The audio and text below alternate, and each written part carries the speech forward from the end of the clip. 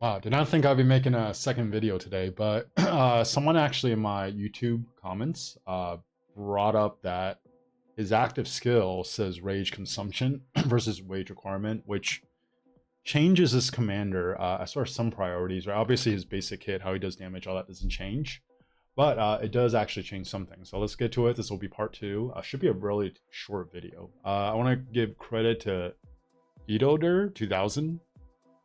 He's the one that brought it up, right? And thank you for the other people in the comments for kind of corroborating, because once you actually start looking at the kits, right? So the one on the right is the new Archer Rally Commander, Shapur, and on the left is QSH, right? You can see on the left it says Rage Consumed, on the right it says Rage Requirement, right? So I read the Chinese version and also says like Rage Consumed, which it's actually funny enough, for whatever reason, it's a little bit more straightforward and easier to understand in Chinese. But regardless, uh, so the way this works now, if it works the way it's kind of written, is that, you know, obviously you have to be in combat, but once the commander spends 1,000 rage, what it's actually going to do is just reset this Eternal Emperor effect, or basically the upgraded mode for QSH, right? And when it's not in this mode, you can only deal damage to one target, and it becomes a lot weaker, right? If you don't have rage, all of a sudden a lot of these things just don't work, right? Like if you don't have rage, then you can only do a basic attack. You can't convert it into a skill damage. You can't do the follow-on direct damage, 250 factor direct damage. And obviously, you can't mitigate skill damage, smite damage, combo damage when you're taking it with his other skill here.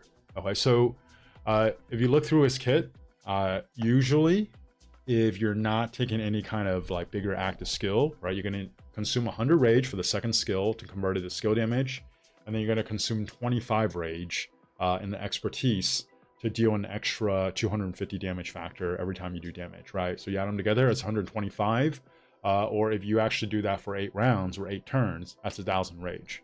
Right, this thing's supposed to last for 10 seconds. If you can actually do it in 8 seconds, obviously you're not going to drop off from that.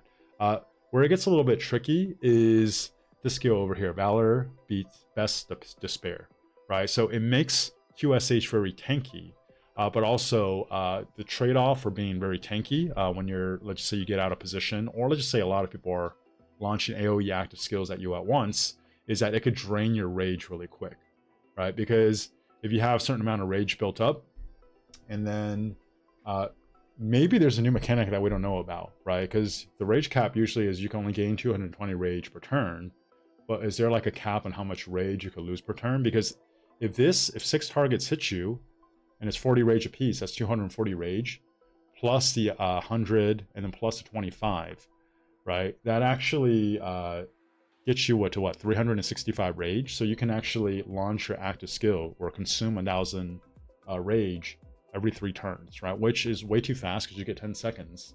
You don't actually need to do it in every 3 turns, right? So like for a lot of other commanders, it's actually a good thing to fire this really quick.